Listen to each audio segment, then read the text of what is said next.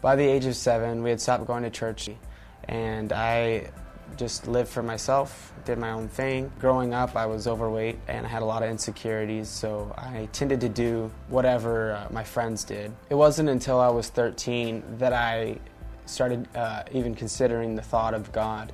My sister, she had just recently got saved at the time, and all she could ever talk about was Jesus, Jesus, Jesus, and it annoyed me so much. I couldn't stand being around her. None of the family could stand to be around her, and she was always seen as the outcast in the family. She was always inviting me to church, but I never decided to go. Then one day I remember clearly going to a rock concert with one of my friends, and I remember during that time I ended up having a panic attack, and when you're 13 years old and you have a panic attack and you don't know what's happening, you feel like you're gonna die.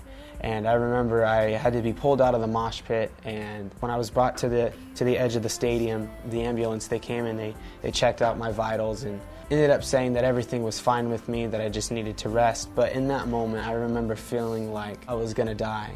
And I remember the thought running through my mind that if I were to die today, that I didn't know Jesus Christ and that I would end up going to hell and not heaven. That scared me. That reality hit me at that moment.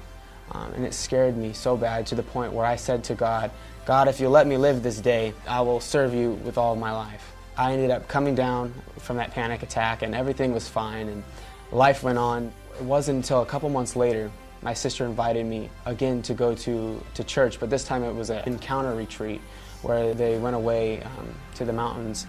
And I remember she asked me and I said no at first. And then it seemed like out of nowhere this thought came to my mind, and I felt like it was God at that time. I didn't know it was God, but I was reminded of that promise that I made to God, that I would follow Him with all of my life. I remember sitting at my friend's house. There was only an hour left till they would leave to go to the trip. I called my sister up and I said, wait for me, I'm gonna pack my bags and I'm going. And the very first night, worship began. And I didn't know what anything was. I just knew that people were singing songs. I knew that something in my heart needed a change. And I remember during worship, this peace coming over me so strong, so powerful that I couldn't resist but to sing along with the songs, to engage myself to the point where I was worshiping God and I hadn't even given my life to Him yet. I decided to give my life to Christ. Since then, my life has never been the same. I've been on a journey of growth and freedom, particularly in the area of my purity. At the age of 9, I was introduced to pornography with my friend, and from the time that I was 9 to the time that I was about 17, I believe, I struggled severely with this addiction to pornography and masturbation, and it controlled my life day to day. I tried to keep it hidden. I tried to not let anybody know about it. I was ashamed, I was embarrassed. How could somebody in the church who's been in the church for so long have this issue? It wasn't until I was 17 that I got fed up to the point where I didn't care about who knew what I had, about the skeletons in my closet. I decided that I wanted to live free. I wanted to live a life with God in purity and holiness. And my desire for holiness, my desire to follow after God was more than my desire to live in this sin. I remember going to Africa, receiving prayer through a prayer line similar to the one that we have here at Hungry Generation. And I was delivered mightily during that time from this spirit of pornography and masturbation, the spirit of lust. And what used to control my life, what I used to not be able to say no to, what used to day in and day out have control over my thoughts, my emotions, my body and my actions, everything I did, no longer had the grip that it had on my heart. When temptations came my way, I was able to say no. I was able to turn from them. I was no longer being hindered. I was no longer had this wall over my mind and over my thoughts when trying to pray. But it seemed like this veil had been lifted from my heart. This heaviness had been lifted from my heart, and I could serve God to the fullest and to the max. And now I find myself here in the church. I've been going to Hunger Generation faithfully for almost 9 years, and I serve as a worship leader, and I'm a home group leader. I love what I do. I love helping people, and I just want to give God everything that I have. I want to be able to serve Him in the ways that I know how. My name is Bryson still, and this is my testimony.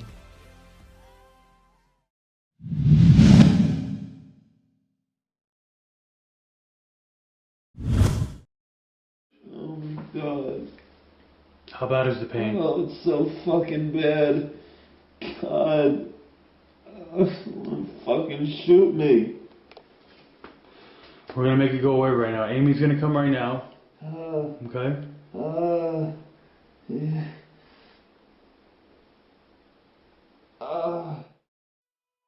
My name's George Crossan, 28 years old. I've been abusing oxycodone, 30 milligram pills. I used to be a Marine Corps fitness instructor. I got injured, hip and back injury. I went back home. The doctor put me on oxycodone, 30 milligrams, and then the dose keeps going up and up and up. And, I'd say, one's not doing it for me anymore. All right, here's two. Finally to the point where I lost control, I like the feeling of them. It's affected pretty much every aspect of my life. I'm dependent on them. It's legalized heroin. It's ruining my life, it's running my life, but I just can't stand it anymore. The depression, wake up sick.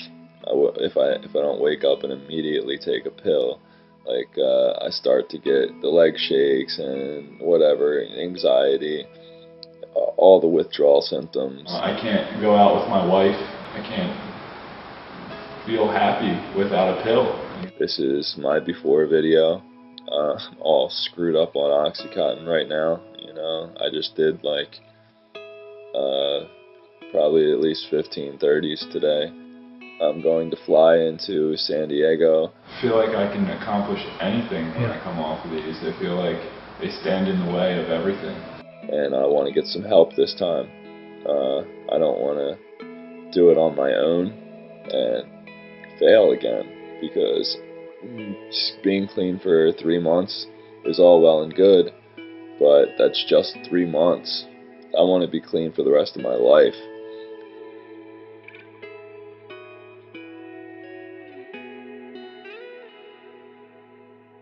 It was non-stop treatment. Yeah. I wanted to give up. Johnny said no. Treat me. Treat him. Yep. That's what happened. No joke about it, it's real. I thought it was a myth, a sham, and I came anyway. And I was at the end of my rope. It's so great because there's a cure out there. You can be cured. They keep you busy every day. You wake up, you eat breakfast, go to the hyperbaric chamber, oxygen therapy, saunas, bath, a workout, and this place offered so many more treatments than any other treatment center I looked into. This IV that's in my arm right here, it's definitely helping me. The vitamins, the minerals. Cold turkey on my own is 6 months to 8 months of pure hell, and this is 4 days of a little bit of anxiety. I thought it was a scam. I thought that shit was not going to work. I thought it was, no, I'm just going to keep doing all my pain medication and never have a cure for what's going on here. The FDA doesn't want you to get better. They want you on maintenance medications like Suboxone. They want you to come back for more. If they can't keep you coming back for more, then where's the money? You're a business, and if you're not getting prescribed pills every month, then where's their paycheck? 15 some odd hours plus since I've had an opiate, and if I were doing this on my own, I would be throwing up. I would be in constant anxiety. It would be a nightmarish hell. I couldn't ask for better staff, paramedics on site. And I'm so grateful for that, because now I can go back and be the best me I can be.